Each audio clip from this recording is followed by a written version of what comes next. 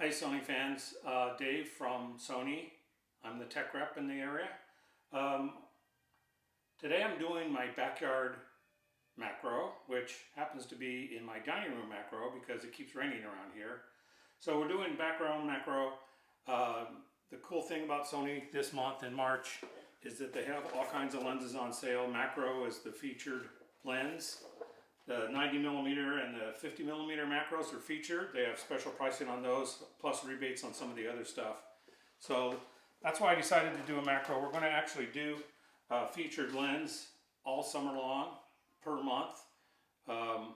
Telephotos next month for wildlife, and then so on.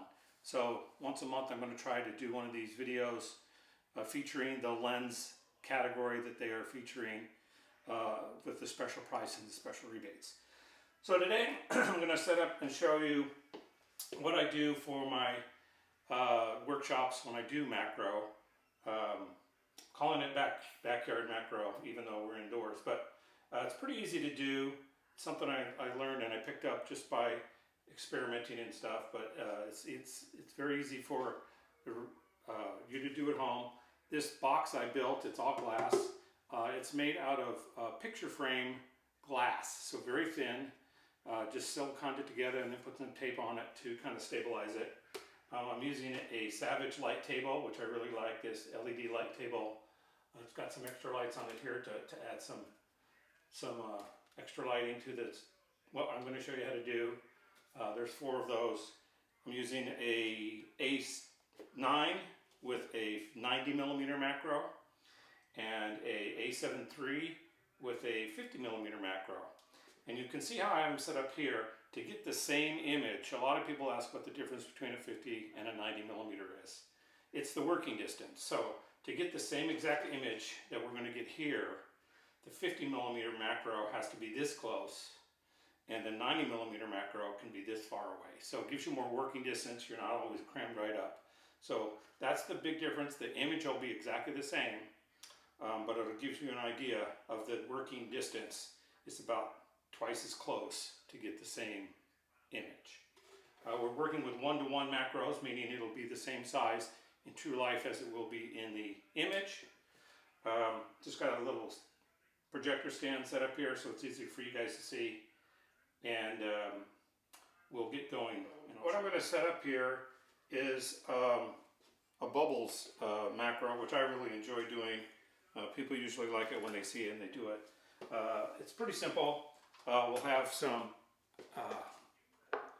strawberries, some fruit, peppers, some colored pencils, and just set them up. It's just normal colored pencils that we put on sticks. We'll hang the veggies from these sticks as well in the tank.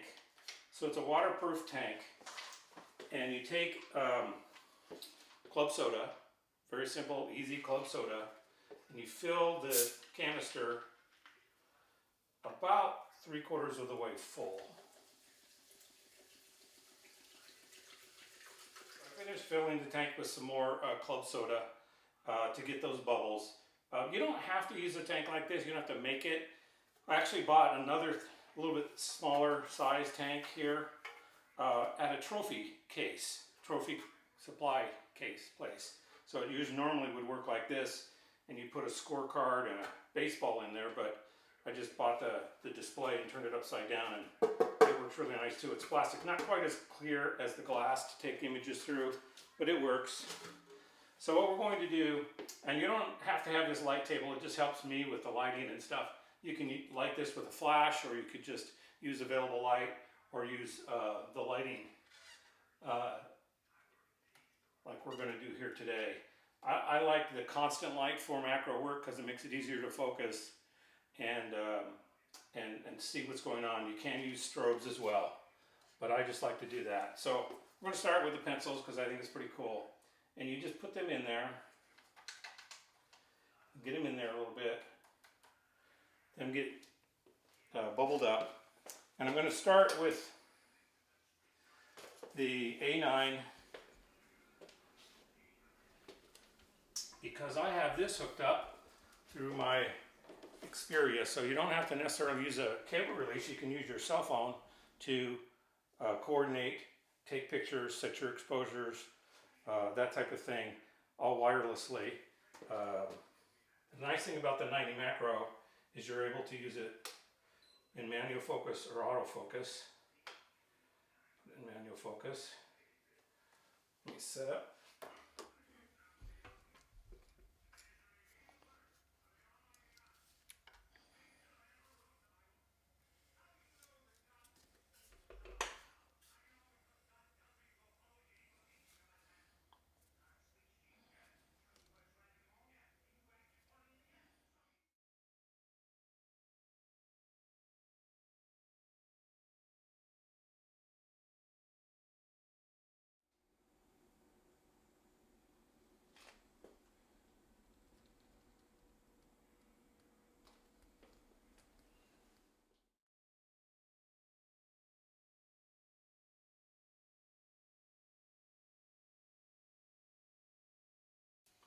Here's the QR code you get to connect to the Xperia or cell phone.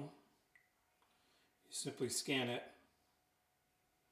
and it connects, which I've already done, so now I'm just waiting for it to connect.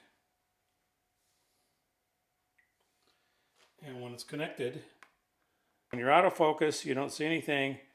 When you're in focus, you see the focus peaking. And again, all I have to do is touch that. A few seconds later, the image shows up on my phone. I can review it. Stuff I showed earlier. That's really all there is to it. It's pretty neat. Camera, go back to the camera. So this gives you a pretty good indication of what we're going to get. I think you can see this here. There's the macro close-up.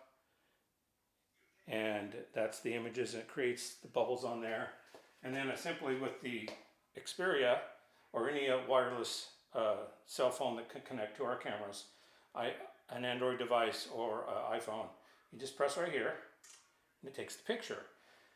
And you can see that I'm shooting at 1/60th of a second at f3.5 at 640 ISO. But then you can review the image by just pressing there, and there's the image that was shot.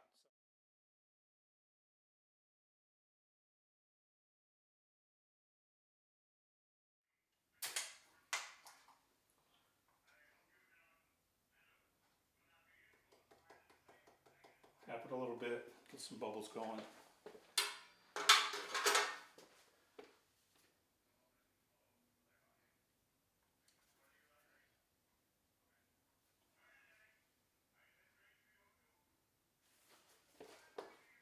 And let's change the background to this orange, just to be a little different.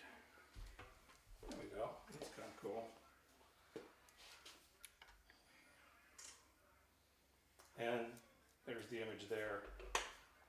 The nice thing about using the Xperia or the other Android devices or iPhone is you see it live. So that's a live shot there, seeing the exact same thing that's on the back of the camera and through the viewfinder. So it's very easy to use using this macro system. So what I've done now is I've actually put the 90mm on my A7S III so you can see a live video shot of it. That's the beauty of the E-mount system. We make almost 60 different lenses that you can use. I'll tweak the focus there. And they're all interchangeable, so I took the lens off my A1, my A9, I wish an A1, and put it on my A7S III, and you can see the macro works with it as well. I'm going to try to move a little bit closer and reframe this for us. Focus it. And there you can see a pretty cool shot of the images. And I'm shooting in 4K 60, so I'll be able to pull still images right straight off of this image as well in camera. So as I'm playing back and reviewing the video, I can pull still image off if I see something I like. We can pan a little bit here kind of a neat, you can see some of the colors of the pencils are flaking off because the carbonate in the water. Kind of give you an idea of how flexible it is to use a macro lens for lots of different things. But I think it's pretty cool.